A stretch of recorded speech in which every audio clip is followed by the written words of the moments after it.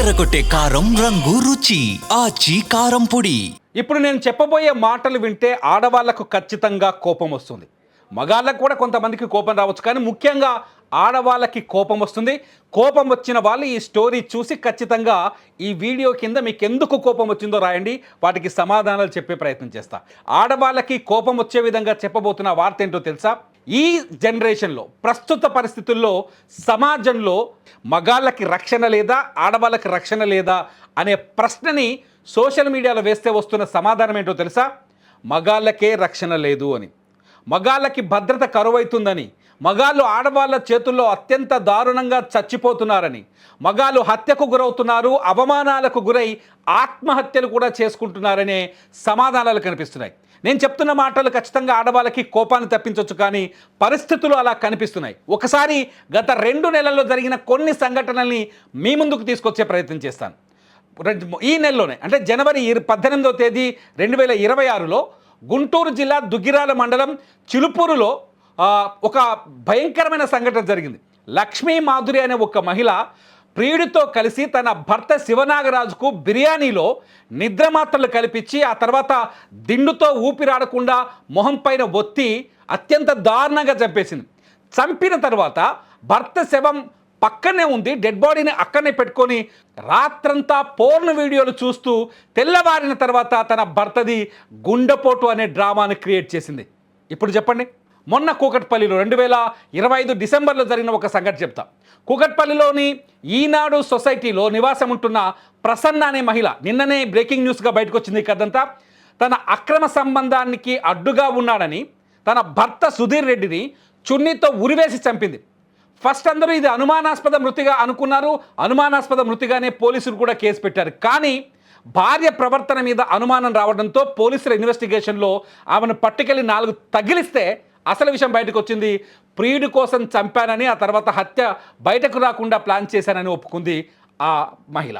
ఇకపోతే ఇదే డిసెంబర్లో, 2025 డిసెంబర్లో హైదరాబాద్ శివారులోని మేడిపల్లి సంఘటన. ఈ సంఘటన మొత్తం దేశవ్యాప్తంగా సంచలనమైంది. మేడిపల్లిలో వివాహేతర, అంటే లెక్చరర్గా పనిచేస్తున్న భర్తని చంపేసి కూలీగా పనిచేస్తున్న ప్రియుడితో జీవితాన్ని పంచుకోవాలనుకుందో మహిళ. వివాహేతర సంబంధానికి అడ్డొస్తున్నానని భర్తని, అంటే ఇంటికి వచ్చిన భర్తని చాలా ప్లాన్ చేసి ఇంట్లోకి వచ్చిన భర్తని చున్నితో మెడకు ఉరేసి చంపేసి డెడ్ బాడీని ఇంట్లోనే పెట్టుకొని బంధువులను పిలిచి తన భర్తకి హార్ట్ అటాక్ వచ్చిందని ఒక పెద్ద డ్రామా ఆడింది. కానీ బంధువులు ముందు నమ్మేశారు. తర్వాత పోలీసులు, మేడిపల్లి పోలీసులు వచ్చి 4 తగిలిస్తే అసలు విషయాన్ని బయట పెట్టింది పూర్ణిమ. ఈ మహిళ పేరు పూర్ణిమ. ఈ విషయాన్ని అందరికీ తెలుసు. ఇప్పుడు చెప్పండి, రక్షణ ఎవరికి కావాలి? మరొక సంఘటన చెప్తా. డిసెంబర్ 22, 2025 రోజున మహబూబాబాద్ జిల్లాలో ఆ రోజు రాత్రి డిసెంబర్ 22 రాత్రి భూక్యా విజయ అనే మహిళ తన ప్రియుడు బాలాజీతో కలిసి భర్త వీరన్నను అత్యంత దారుణంగా చంపింది. ఎందుకు చంపిందో తెలుసా? ఇన్సూరెన్స్ డబ్బులు వస్తాయని చంపింది. అప్పుల బాధ నుంచి తప్పించుకోవడానికి భర్తను చంపి డెడ్ బాడీని బైక్తో సహా, అంటే భర్త మృతదేహాన్ని అతని బైక్ని తీసుకెళ్ళి పొలంలో పడేసి రోడ్డు ప్రమాదంగా మార్చే ప్రయత్నం చేసింది. ఈ కేసులో ఒక ఆర్ఎంపీ డాక్టర్ కూడా వీళ్ళకి సహకరించారు. ఈ మొత్తం గుట్టంతా బయటకు వచ్చింది, భార్యనే హత్య చేసిందని. ఇంకొక సంఘటన చెప్తా. నవంబర్ 25, 2025 అచ్చంపేట మారుతి నగర్లో, అంటే నాగర్ కర్నూలు జిల్లా అచ్చంపేట మారుతి నగర్లో నివాసం ఉంటున్న ప్రభుత్వ టీచర్ పద్మ తన తోటి ఉపాధ్యాయుడితో అక్రమ సంబంధం పెట్టుకొని నవంబర్ 25వ తేదీన భర్త లక్ష్మణ్ నాయక్ను అత్యంత దారుణంగా చంపింది. చంపేసి ఏమీ ఎరగని నంగనాచిలా ఏడుస్తూ హాస్పిటల్ ముందు కూర్చుంది. భర్త నిద్రిస్తున్న సమయంలో అతనికి ఊపిరాడకుండా చేసి ప్రాణాలు తీసింది. ఈ ఆపరేషన్లో ఆమె ప్రియుడు కూడా పాల్గొన్నాడు. ఈ దారుణం జరిగిన 2 వారాల తర్వాత పోలీసుల దర్యాప్తులో అసలు విషయం బయటకు వచ్చింది. ఫస్ట్ ఆమె ఏడుపును చూసి బంధువులు ఎవరూ నమ్మలేదు. ఇది కూడా భర్తని ప్లాన్ చేసి హత్య చేసేందుకు చేసిన ప్రయత్నమే. ఇవన్నీ చూస్తుంటే మీకు ఏమనిపిస్తుంది? ఇప్పుడు రక్షణ మగాళ్ళకి కావాలా, ఆడవాళ్ళకి కావాలా? నిజానికి మన చట్టాల విషయంలో మాట్లాడేటప్పుడు చాలామందికి కోపం రావచ్చు. ఆడవాళ్ళపైన ఎన్ని అగత్యాలు జరిగినాయి, ఎన్ని దాడులు జరిగినాయి అని చెప్పేసి. జరిగాయి కాబట్టి చట్టాల పరంగా మీకు రక్షణ ఉంది అనే చర్చ కొందరు పురుషుల పక్షాన వాదనలు వినిపిస్తున్నారు. కానీ నిన్న కేరళలో జరిగిన ఒక సంఘటనని చూసిన తర్వాత శిక్షలు మగాళ్ళకి ఆడాళ్ళకి సమానంగా పడాలనే ఒక డిమాండ్ చర్చ తెరపైకి వచ్చింది. కేరళ సంగతి మీకు చెప్పాల్సిన పనే లేదు, ఆల్రెడీ మళ్ళీ ఒకసారి ఎక్స్ప్లెయిన్ చేస్తాను.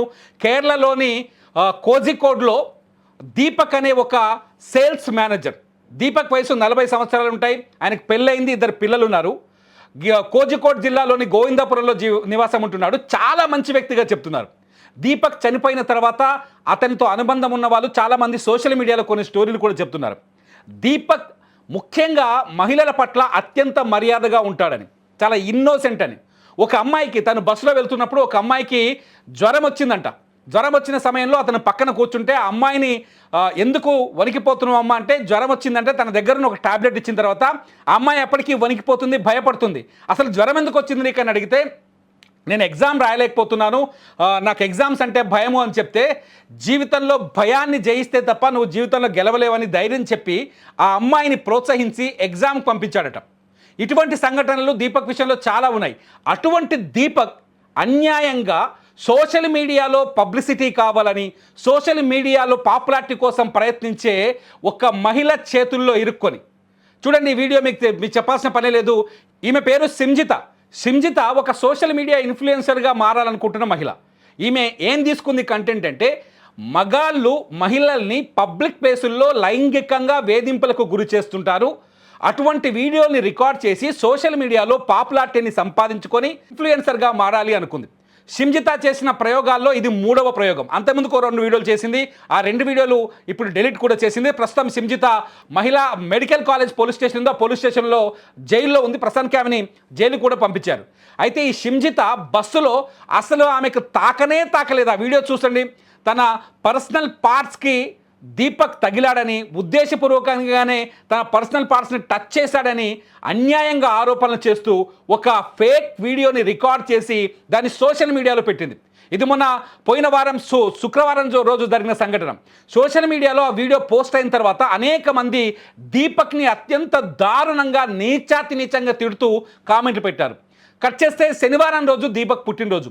ఆ పుట్టినరోజు నాడు దీపక్ని ప్రతి ఒక్కరూ, నువ్వు అమ్మాయిలతో అసభ్యంగా ప్రవర్తించావు, నువ్వు మనిషివేనా, నువ్వెందుకు పుట్టావంటూ అతన్ని అత్యంత ఘోరంగా ట్రోల్ చేశారు, కామెంట్ చేశారు. కట్ చేస్తే ఆదివారం ఉదయం ఇంట్లోనే ఉరి వేసుకొని చనిపోయాడు. సింజిత చేసిన పనికే అన్యాయంగా దీపక్ బలైపోయాడు. దీపక్ లాంటి బాధితులు చాలామంది ఈ సమాజంలో ఉన్నారు. ఇప్పుడు చెప్పండి, రక్షణ మహిళలకే కాదు మగాళ్ళకి కూడా కావాలనిపిస్తోందా? ఇది నేను చెప్తున్న మాట కాదు. ఎప్పుడైతే సింజిత దీపక్ వ్యవహారం తెరపైకి వచ్చిందో, దేశవ్యాప్తంగా హిందీ, తమిళ్, గుజరాతీ, మలయాళం, బెంగాలీ ప్రతి భాషతో నడిచే సోషల్ మీడియాలో ఈ విషయం చాలా తీవ్రమైన చర్చకు దారితీసింది. ఈ వీడియో క్లిప్ తీవ్రంగా వైరల్ అయింది. సింజితతో పాటు అన్యాయంగా దీపక్ ప్రాణాలు బలి తీసుకుంది సింజిత అంటూ ఒక ఎమోషనల్, అంటే దీపక్ పైన సింపతి కనిపించింది సోషల్ మీడియాలో. ఇప్పుడు చెప్పండి, మహిళలతో పాటు పురుషులకు కూడా రక్షణ కావాలా వద్దా? చాలామంది భార్యాబాధితులు ఉన్నారు మన చుట్టూ. నేనేం చెప్తానంటే, పురుషులు కూడా కొందరు జులాయిలు ఉన్నారు. కానీ అన్యాయంగా అవతల వ్యక్తిని బలి చేసేటప్పుడు అది నిజమో కాదో ఒకసారి ఆలోచించాలి. అంతేకాదు, భర్తల దగ్గర హత్యలకు ప్లాన్ చేసే ఎవరైనా భార్యలు ఉంటే దయచేసి మీ భర్తని వదిలేసి వెళ్ళిపోండి, మీకు నచ్చిన ప్రియుడితో వెళ్ళిపోండి, కానీ వాళ్ళ ప్రాణాలు తీయొద్దని వేడుకుంటున్నారు పురుష పక్షపాతవాదులు. మరి మీరేమంటారు? భర్తల్ని చంపే ఈ భార్యల్ని, అన్యాయంగా మగాళ్ళని టార్గెట్ చేస్తూ వాళ్ళని సోషల్ మీడియాలో వాళ్ళ వీడియోల్ని వైరల్ చేసి వాళ్ళపైన కక్ష తీర్చుకునే కొందరు ఇటువంటి బ్యాడ్ ఇన్ఫ్లుయెన్సర్స్ని ఎలా శిక్షించాలి? మహిళల కోసం, మహిళలు చేస్తున్న నేరాల కోసం ప్రత్యేక చట్టాలు రావాలా? మీరేమనుకుంటున్నారో ఈ వీడియో కింద కామెంట్ చేయండి. ఖచ్చితంగా మీ కామెంట్స్ పైన మరొక వీడియో చేస్తా. ఇది కేవలం సోషల్ మీడియాలో జరుగుతున్న డిస్కషన్ని మాత్రమే నేను మీ ముందుకు తీసుకొచ్చా. ఇది నా వ్యక్తిగతమైన అభిప్రాయం అయితే కాదు. మీరేమనుకుంటారో ఈ వీడియో కింద కామెంట్ చేయండి. చూస్తూనే ఉండండి సుమన్ టీవీ.